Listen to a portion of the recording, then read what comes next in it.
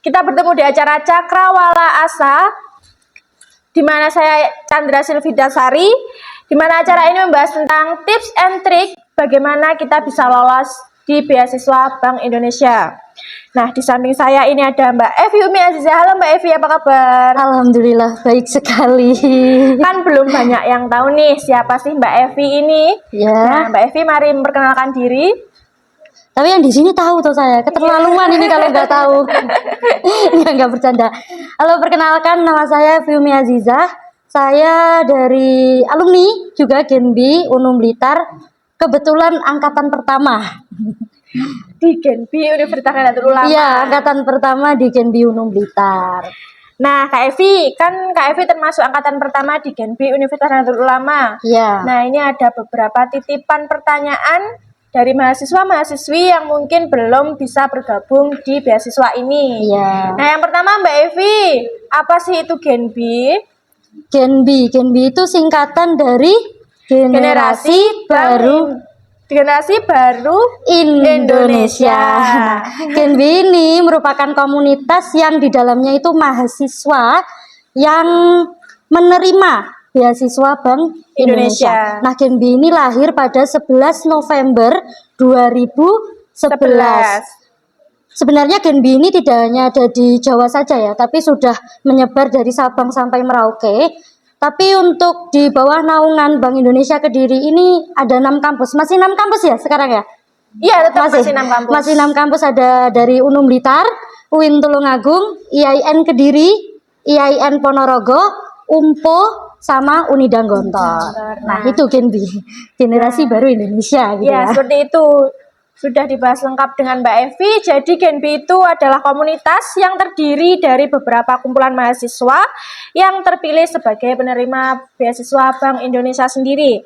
Nah, Mbak Evi, informasi dibukanya beasiswa Bank Indonesia ini kira-kira kapan sih?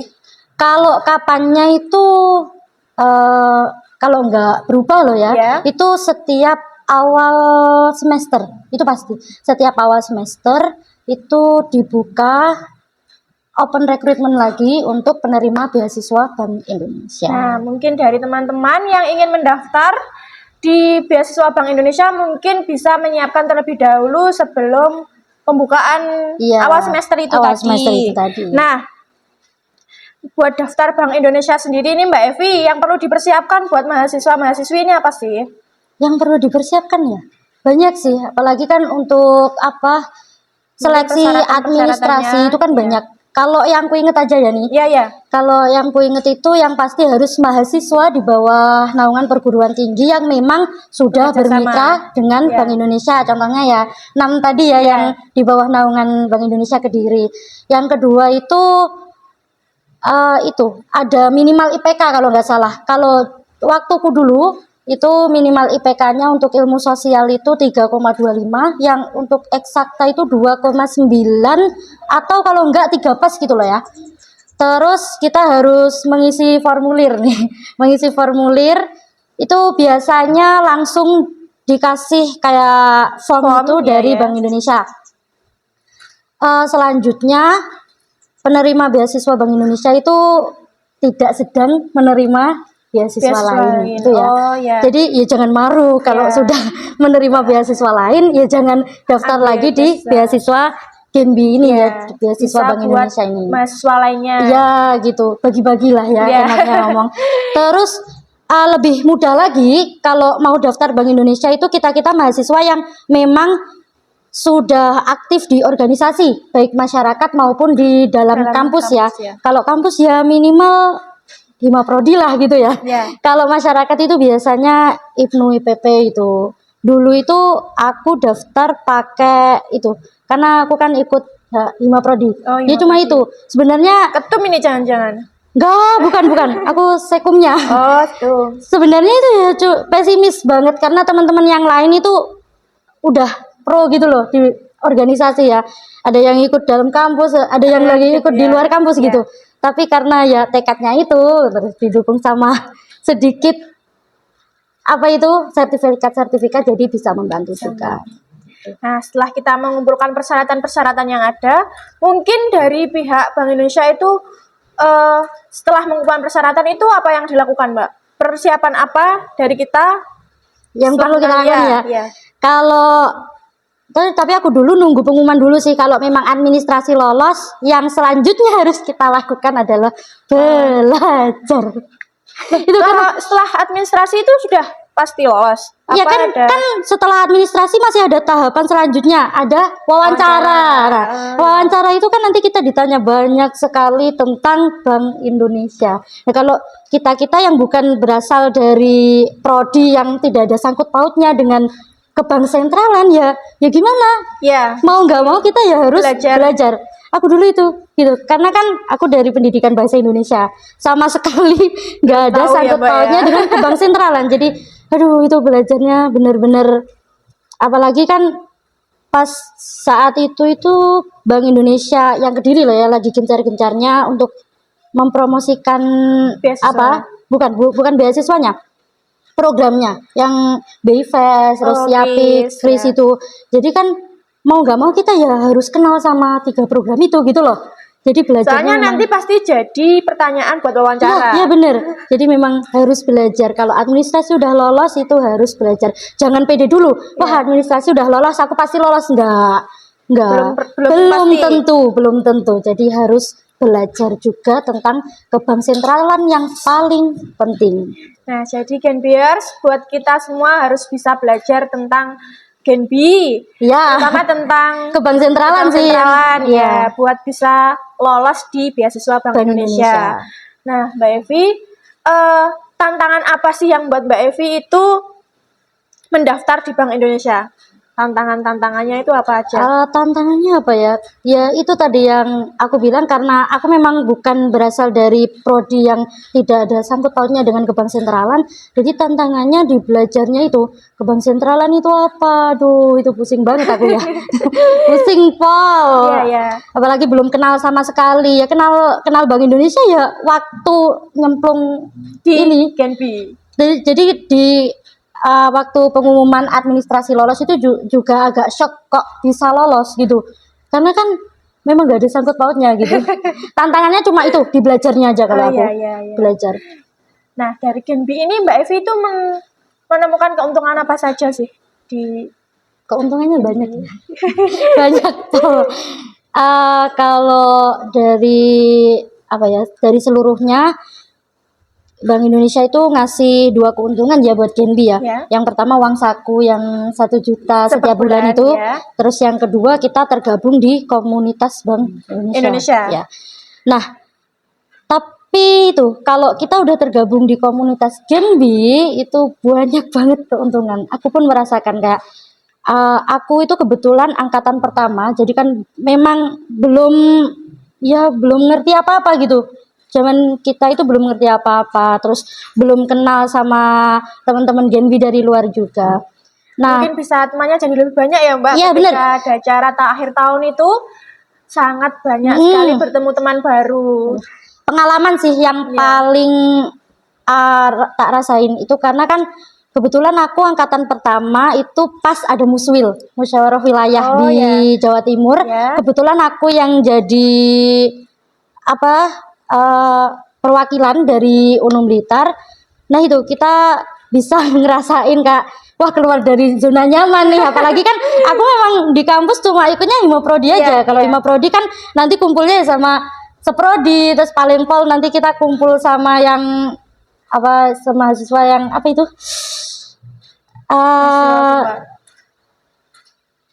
yang setelahnya Himoprodi setelahnya Himoprodi. Itu yang menaungi semua mahasiswa itu kan Palinpol itu cuman. Tapi setelah Genbi ini kan yaitu bisa muswil, terus nanti kalau kebetulan teman-teman ada yang masuk di Korkom nih. Wah, itu sebuah keuntungan juga, privilege sih menurutku, karena kalau kita masuk di Korkom selain relasi kita juga bertambah, pengalaman kita lebih banyak dari teman-teman yang memang hanya di komisariat. Tapi ya jangan berkecil hati, karena di komisariat pun kalau kita memang aktif terus kita punya inisiatif ya kita bakal banyak pengalaman juga. Iya betul yang dikatakan Mbak Evi. Nah, di Genbi itu kan banyak program kerja yang harus dilaksanakan. Iya, bener. Apalagi di masyarakat umum. Iya. Nah, peran kita di masyarakat umum sebagai Gen B itu sebenarnya apa sih, Mbak? Ya, sesuai dengan 3 pilarnya Gen B. Yang pertama ada frontliner. Yang kedua ada agent of change. Dan sama yang ketiga ada future leader. Ya, sesuai dengan itu. Karena kan kita diharapkan nih, harapannya Bank Indonesia kita tergabung di komunitas generasi baru Indonesia ini, kita bisa menjadi 3 ini. Yang pertama kita bisa menjadi frontliner, penyambung program-program yang dikeluarkan oleh Bank Indonesia kepada masyarakat. Kalau dulu waktu periodeku itu masih gencar-gencarnya itu ada KRIS, Yapik, terus BIFES itu.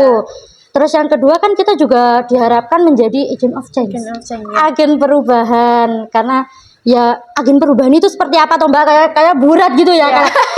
Biasanya teman-teman yang baru masuk dulu setelah periodeku ya, aduh Mbak ini berat banget ya 3 pilarnya itu udah berat gitu ya. Agen of change ya nggak usah jauh-jauh Kak.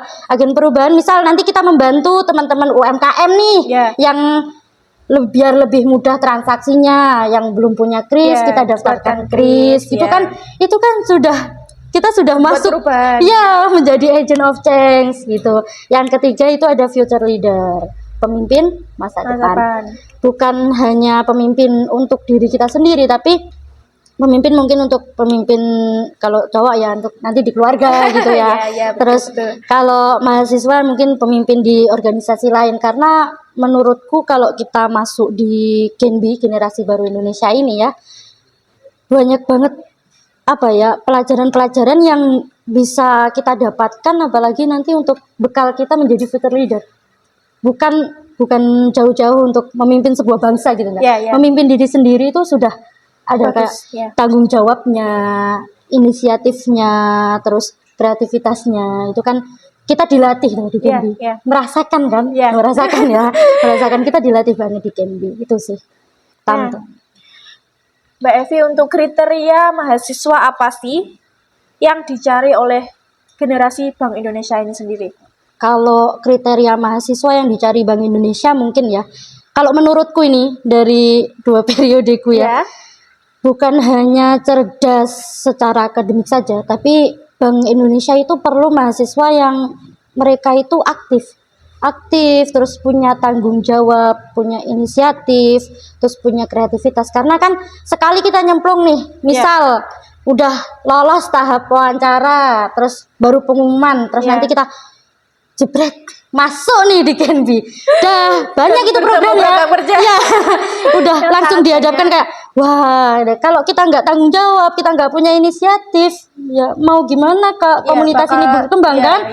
Jadi itu kalau mau masuk di Gen B ya harapannya itu bukan hanya cerdas secara akademik, tapi punya inisiatif, tanggung jawab, sama aktif juga gitu. Nah, mungkin dari teman-teman semua yang ingin mendaftar beasiswa Bank Indonesia perlu persiapan yang sangat banyak ya Mbak Evi ya. Tapi ya jangan dibuat pikiran gitu ya Bu, jangan. Dibawain joy aja karena kalau memang sudah masuk di beasiswa Bank Indonesia ini enak, banyak sekali keuntungan gitu ya. Mungkin nanti waktunya yang dibuat liburan ada program kerja itu sudah biasa ya Mbak Evi ya. Sudah biasa banget. Kayak aku dulu itu libur kuliah nggak ada sih. Nggak ada libur kuliah ya. Program kerjanya pas libur kuliah. Iya, karena kan kita itu ya kalau dituntutnya sama Bank Indonesia, meskipun kita tergabung di generasi baru Indonesia, nanti bakal banyak program kerja dan lain sebagainya. Yang paling utama ya kuliahmu gitu loh. Jadi meskipun banyak program kerja ya jangan sampai kuliahnya nanti turun gitu keteteran. Karena kan salah satu cara kita mempertahankan beasiswa ini kan IPK kita harus stabil gitu ya. Nanti kalau turun bisa digeser. Mungkin kalau digeser langsung enggak, tapi kan bisa dapat SP juga gitu kan. Jadi itu. Karena dulu itu kan kuliahnya sudah offline juga kan. Jadi harus memang imbang gitu loh. Kuliah jalan, komunitas jalan gitu ya. Harus itu. Jangan sampai komunitas ini membuat kuliah kalian itu keteteran gitu sih. Nah Mbak Evi, Ini sudah selesai pertanyaan dari mahasiswa-mahasiswinya. Sekarang ada pertanyaan dari teman-teman online kita. Kita punya banyak ya teman-teman online ya. Oke. Dari Genbiers online. Oke. Kita masuki sesi STMJ di mana subscriber tanya, mari kita jawab. Oke, yang siap. pertama itu ada dari Devi Sulastri. Begini pertanyaan Mbak Evi. Kak, apa benar ya daftar beasiswa Genbi itu sulit? Gimana Mbak Evi? Apakah daftar Genbi itu sulit? Enggak sih. Kalau kita cuma mikir toh, nggak ada realisasi, nggak ada aksi ya sulit. Sulit. Iya, tapi kalau kita realisasikan apa waktunya tahap administrasi ya kita cari, Maksimalkan. ya kita cari formulirnya, kita maksimalkan ya mudah-mudah aja. Terus pas waktu wawancara yang tak bilang belajarnya itu sulit, tapi kalau kita enjoy, kita memang niat nih mau gabung di Genbi, ya mudah. Nanti kan juga banyak temannya untuk ya ini bener belum, terus diisinya gimana, nanti bisa tanya-tanya. Apalagi kalau ada temen yang memang satu prodi sama-sama lolos nih administrasi, kita bisa belajar bareng. Jadi jangan nganggep temenmu itu sebagai sainganmu gitu. Kalau bisa kamu lolos, temenmu juga harus lolos gitu. Malah nanti bisa bersama-sama pada waktu di Genbi ada iya bener, bisa buat izin berdua ada temennya gitu. Jadi kesimpulannya nggak sulit kalau bergerak gitu ya. Nah, yang kedua nih ada dari Santo Surapto. Kak, setelah masuk Genbi, kegiatan apa yang harus diikuti? Apa harus semua program kerja diikuti? Apa gimana ini Kak Evi? Mungkin yang wajib diikuti itu program kerja yang dari Bank Indonesia. Kan biasanya setiap angkatan itu dikasih beberapa program kerja ya dari Bank Indonesia langsung. Tapi kalau program kerja yang dari komisariat itu menyesuaikan kalian.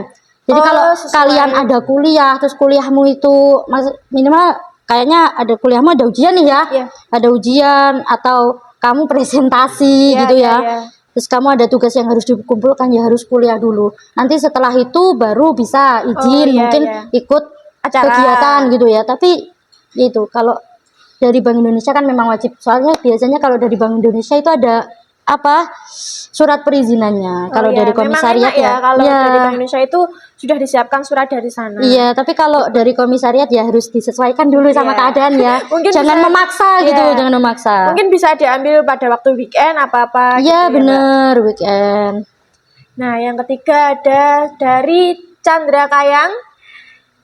Pertanyaan gini Mbak Evi, tantangan mendaftar di Bank Indonesia itu apa saja? Ya yang tadi tantangannya itu harus belajar kalau sudah masuk di tahap wawancara. Kalau tantangan awalnya mungkin agak capek ngumpulkan syarat-syarat untuk administrasinya karena kan memang sedikit lebih banyak ribet gitu ya. Iya, memang sedikit lebih banyak. Tapi nggak ada tantangan yang berarti sih. Kalau kita enjoy, bukan tantangan namanya ya. Mungkin kita sudah persiapan dari agak jauh-jauh gitu ya. Enak sebenarnya. Nanti tinggal belajar pada waktu wawancaranya saja. Iya benar, tinggal belajarnya. Untuk wawancara itu pun bisa ditanyakan kepada senior-seniornya ya Mbak. Iya benar, kan mungkin ini kan udah angkatan keberapa ini? Keempat ya. Udah angkatan keempat kan bisa tanya ke alumninya. Kalau dulu aku masih bingung, nggak ada yang ditanya soalnya. Susah ya Mbak, kalau yang pertama itu kan masih tanya siapa. Iya, asli cari sendiri. Selain kampus kan nggak ada kenalan. Iya benar. Gitu. Jadi kita itu dulu cari-cari di YouTube kayak wawancaranya untuk daftar Genbi itu apa saja ya, terus berkaitan dengan apa saja. Tapi dulu mungkin karena angkatanku itu angkatan pertama memang sama pihak Bank Indonesianya dikasih tahu untuk belajar masalah kebank sentralan sama komunitas Genbinya. Ya cuma itu tok. dua tema itu tok, nggak ada kayak kebank sentralan apa saja, itu nggak ada. Berarti pada angkatan pertama itu belum ada. Kan kalau biasanya sebelum wawancara atau sebelum pengumpulan formulir itu ada acara ke bank sentralan. Itu udah ada apa belum? Belum. Jadi dari kampus turun ada pengumuman itu kalau kampus sudah bermitra dengan Bank Indonesia dan membuka angkatan pertama Genbi. Itu tok. Jadi kita nggak ada arahan sama sekali gitu. Jadi ini bermanfaat bagi yang sudah mempunyai senior ya mungkin. Iya bener.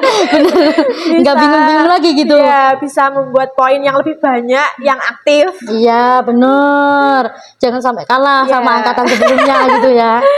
Nah, untuk pertanyaan selanjutnya dari Jaka Kuat 23. ini kembali lagi pertanyaan tadi, dari Gen B ini mendapatkan keuntungan apa saja, Bu Evi? Yaitu tadi keuntungannya uang saku pasti. Yang utama itu ya. Yang kedua ya itu tadi, kita masuk di komunitas Gen B ini. Gen B ini kan nggak semua orang dapat ya Mbak ya. Kita energi untuk negeri loh ya. Selain mendapat uang saku juga bisa bermanfaat bagi masyarakat. Iya benar banget. Nah untuk selanjutnya ya Mbak Evi ya, berhubung tadi sudah, ini yang terakhir Mbak Evi dari Kevin Cakep 23. Wah cakep sekali nih kan ya, namanya Kevin Cakep. Nah peran kita di masyarakat sebagai generasi baru Indonesia. Ya yang itu tadi kan udah ditanyakan peran kita ya, kita kalau bisa melaksanakan 3 pilar Gen B, frontliner, agent of change sama future leader. Jangan sampai kok kita sudah masuk nih di Gen B tapi kita nggak ada imbal balik sama sekali ke Bank Indonesia gitu, karena kan kita udah dikasih uang saku, dikasih uang saku, dikasih wadah nih untuk berkembang, terus kita nggak ada timbal balik. Jangan sampai. Gitu. Nah untuk yang terakhir, terima kasih untuk waktunya Mbak Evi. Sama-sama. Nah apa nih Mbak Evi pesan kesannya untuk mahasiswa yang belum mendapatkan beasiswa dari Bank Indonesia?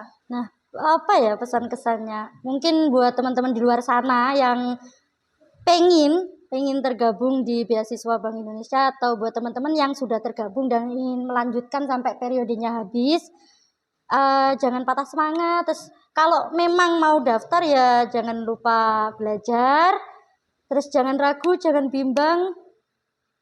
Mari kita daftar ke beasiswa Bank Indonesia. Bersama Gen B kita menjadi generasi baru Indonesia. Generasi untuk negeri. Nah, saya selaku moderator meminta maaf jika ada salah kata. Akhirul kalam, wassalamualaikum warahmatullahi wabarakatuh.